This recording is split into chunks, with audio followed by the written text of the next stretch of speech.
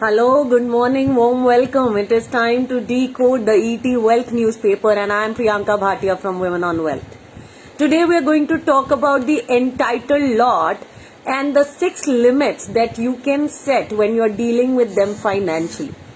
Exactly. So you got it, right? You, me, everybody, we've met the entitled lot. We'll explain what that is. Yeah, or we'll brainstorm together what that is. At the same time, we'll talk about what are those 6 limits that we can set to help our own selves financially. So that's the conversation for today, and I can see a lot of you joining in. So warm welcome, and it is my joy to be welcoming you and leading this session for you. Hi Nishtha, Sharda, good morning. Yes, I'm loving all those thumbs up coming in. Hi Usha. Oh, am I looking gorgeous? Really? Okay, thank you. Well, I thought I was wearing a super simple shirt and just wearing a headband, nothing else. Thank you, Usha. I think it is the love that the community just showers at me, nothing else.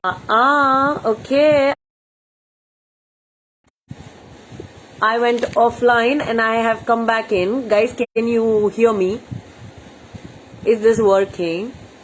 Hi, good morning, Preeti. Welcome. How's everybody doing? Are you guys good? Have you guys met the entitled lot? Hi, Preeti. Good morning. We have 2 Preetis right here today. So, guys, let's start defining what's the entitled lot. Have we met them? Please start typing. Got that, Nishtha? I'm glad you can hear me now. Some challenge happened with the internet for sure in between for a second. So go ahead, everybody. I want you to define what is the entitled lot. And the article that I am decoding is from page number 13 of ET Wealth, this week's ET Wealth. And the page is on financial planning. So what are the limits which we can set when it comes to dealing with the entitled lot, especially around finances? That's the conversation. So start typing what is an entitled lot. Do you have them in your life? Hi Kaveri, good morning. And what are some of the traits that the entitled lot have? Yes, Preeti is saying they're all around. Yes, they're all around all of us. Okay, Usha is saying, I am not sure, Priyanka, if I have them, but I'm looking forward to listening to you. Got that, Usha? Okay, guys.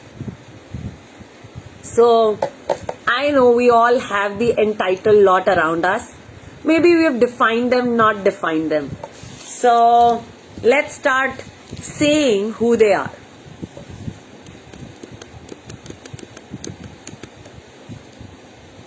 And meanwhile, I'm also giving you the dictionary meaning, okay?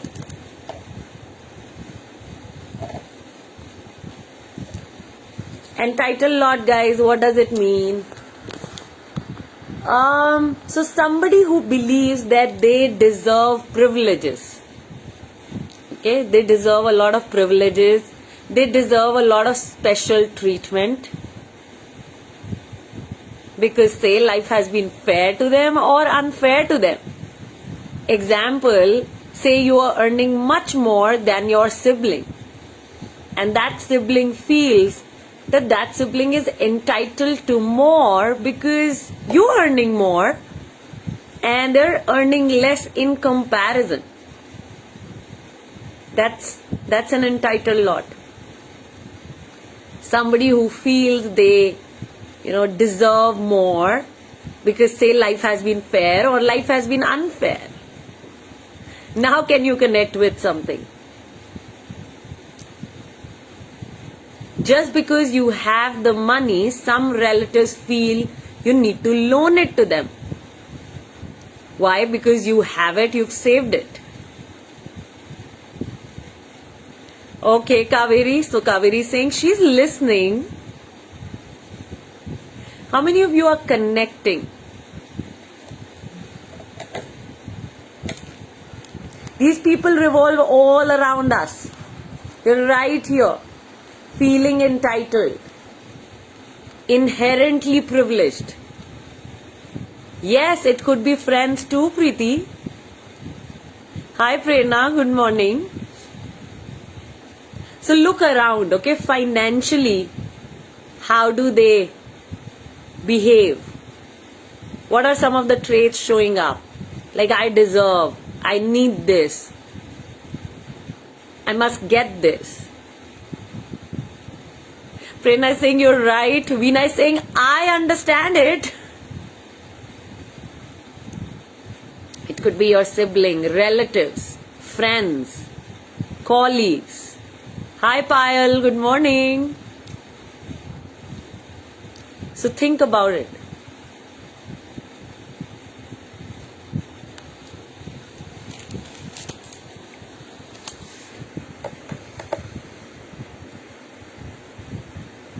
So, the writer here, the writer is Uma Shashikant of this article. Anjali, Namita, good morning.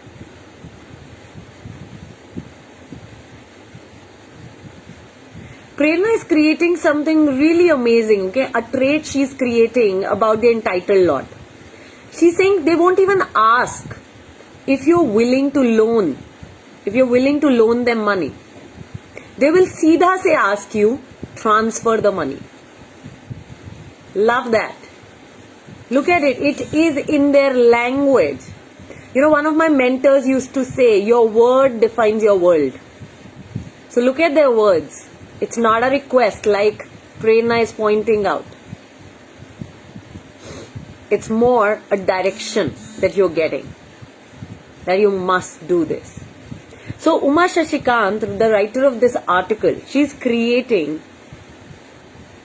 like sometimes sisters, they think that the brothers are, they are entitled for that kind of a hefty marriage. Yeah. Or the younger siblings feel that they are entitled to a certain level of education. The family feels paying off the loan, they are entitled to this because you're making good money and they brought you up. Taking care of the elderly, the person who is earning or saving more pays for somebody who's falling sick, not taking care of his or her health. So the members who are earning more, saving more, need to sacrifice more. Okay? And this often leads to relationships falling apart and resentment piling up. Resentment is, anger. Loads of anger filled over many, many years. That's resentment.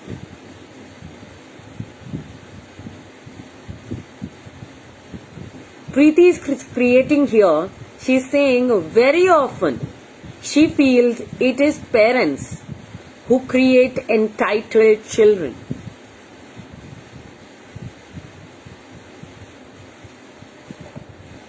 Usha is saying no one deals with me such way. With my husband it happens, siblings keep looking for money and there is never giving back policy. Then that's exactly the entitled lot. And it builds up over time. As you keep doing this, it builds up. So now how do you deal with this entitled lot? Especially with regard to your finances. Now you may be earning more, you may be saving better, but you're putting in a lot of effort to get there. Now how do you preserve your wealth from such people? What is it that you need to be doing? So here is what Uma Shashikant is saying. Number one, she's saying do not disclose your earnings, income or wealth. I'm repeating it. Do not disclose your earnings, income or wealth to anyone. No one other than your spouse and children at an appropriate age need to know this. I'm repeating it. No one other than your spouse and children at an appropriate age need to know this. And if you're newly married like me, your spouse also doesn't need to know. First, build that trust with him or her. First, have that, level of understanding be reached. And then, yes, go ahead, share with him or her when appropriate. Now, this is not a blanket statement that you need to share it with your spouse or children at an appropriate age. Build that trust first. Don't jump in. Prerna is saying, Prerna is a mother to a beautiful daughter. She's saying, I like it. Children at an appropriate age. Absolutely. Because there's a lot of judgment that comes in the moment you bring in money and how much you make, how much you save, where you put it. So be smart with it. Yes, you agree with building trust first. I completely agree on that too. I align on that. I think trust is extremely important.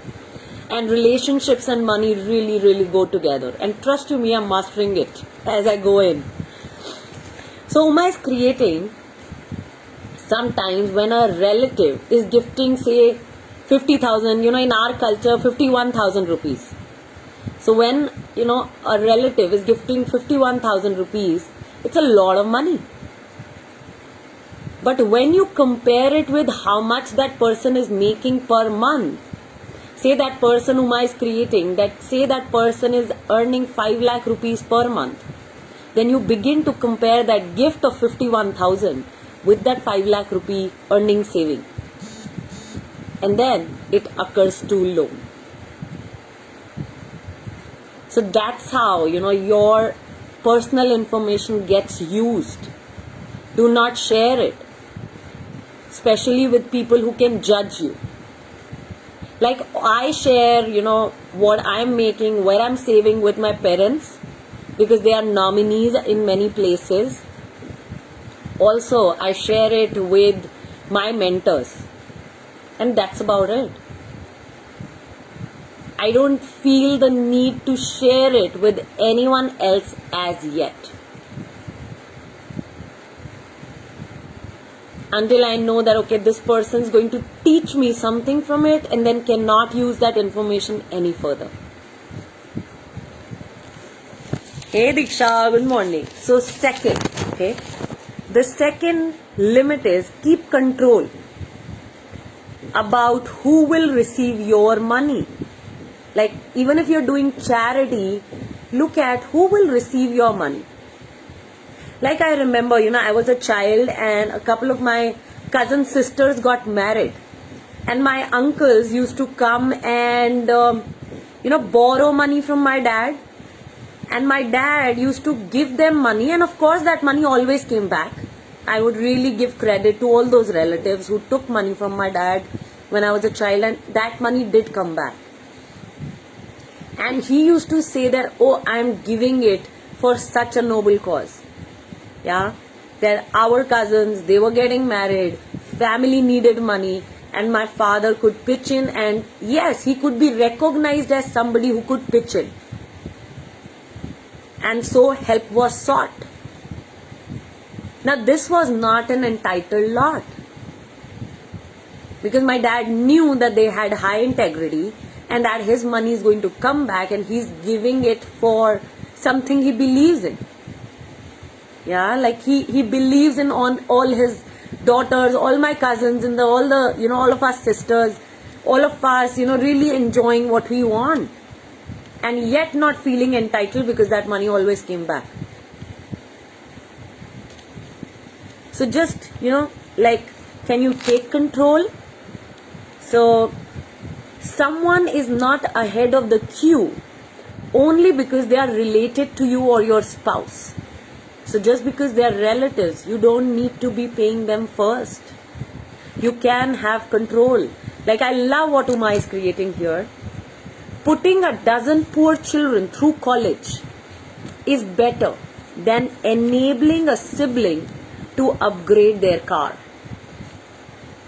So what's the choice you're making with your money, even if it is charity? Even if a little bit money you're putting out to support, where is that money going? Like, I put aside an X amount of money every month, right, in order to support people around me, and then I make mindful choices of where I want my money to go. Yes, I have the money, but at the same time, I have also created boundaries on who can ask me for it. Like, nobody can just walk up to me and ask for my money. That's also a boundary that I've created, and that boundary is from who I am, the firm person that I am, the straight communication that I have with people, and the compassion that I have. I'm right here standing with you, for you, but you won't take my money. Rather, I will teach you to fish. Start your own business. That's, every time somebody came to ask me for money and they thought that they deserved it, I literally, sat with them and figured why they wanted the money, figured what they were doing with their money, how come they have not saved it, what happened, and then I invite them to look at it differently. Instead of borrowing or taking money from me, can they be altering their money habits? Can they be starting a new business? Can they be looking at things differently? And either those people grew financially because they took the support, or they never came back. They knew that that was their boundary. They cannot cross it. And I'm not going to take their entitlement for my hard-earned, hard-saved, hard-grown money. Third, money given away to those around you who behave with a sense of entitlement, especially those who will never return it. So you mostly lose money, and the relationship, also we lose the relationship. So earmark an amount that you can afford to write off. Like, one of our community members, she was talking with me, a family member took her money. It was like 10% of her total wealth. And she was really, angry, and she was like, the person's not giving me money, and I trusted him, and I expected him to give me the money when he received it, and he didn't even communicate that he received the money. And I simply said, when you were giving the money, you knew the habits that the person had. You knew that they were not people who had high integrity with money. So when you gave the money, you had the choice to say no. But since you gave the money, now it's gone and dead, and we have all done that. We have all made mistakes. We have given money to people who never returned it. I am guilty of it too. And I literally took the courage, and I also gave the courage to this community member to write that money off and stop asking for it. It's a hard lesson learned, and that's about it. Can we learn the lesson and move on instead of feeling bad, sad, disappointed, pity about it and more? No point feeling like a victim. Can we allow ourselves to walk and move on? So, fourth, do not respond to a request for funds with an immediate yes or no. So if you immediately want, if somebody immediately wants funds and you're saying yes or no, like they need an immediate answer, step back. Step back, say, let me think and get back to you. Or if it was me, I wouldn't even say that. I would rather first understand why he or she is asking money. What is the kind of money they make? How much do they save? Where is the money going? Where is the money invested? And then, yes, I would then, if I would see that there are certain bad habits the person has, I also point out that to them. Well, also because, I have that expertise. But in your case, you may or may not have it. You could just simply say, let me think about this. I can't give you an immediate answer for this. Let me look up my finances. I maintain a proper system for my finances. Let me look it up and see, if I can take this money out. And always remember, if you're giving your money to anybody, then be ready to write it off. Okay? Never ever give money with an expectation that you will receive it back. I don't do it. If I'm giving you money, then I am not expecting it back. Else, I'm not giving it. It's a clear principle that I have with my finances. Fifth, do not try to use your money to buy friendships and relationships. A very common mistake that the moneyed make is to use the power of their wealth to be surrounded by followers and ego massaging yes men. These are poor investments. None of these last when your money is gone. You are aware of your importance in the family due to your wealth. Learn to use it wisely. I want to read this again. You're aware of your importance in the family due to your wealth. Learn to use it wisely. Because once you have that tag, then you got to be really careful. Really, really careful, mindful of what you're doing. Sixth, make rules that indicate how you decide whom to support. Keep it equitable between both spouses. Discuss how you will support both parents, how you will contribute to old age support and hospitalizations, and so on. These are not easy conversations to have with your spouse, and this is where relationship and money together comes in the picture. It especially comes with our spouse and then siblings and more people. So we got to be really, really mindful about this. So identify specific causes like education and the limits you will go towards funding it. Allocate a percentage of your earnings and be gracious about it to the outside world, but clear and rule-based within the household. Start typing, everybody. These were the 6 limits that you can set. And well, there were many, many examples that I gave in between. What are you getting, understanding? Please start typing. What are you learning from this conversation?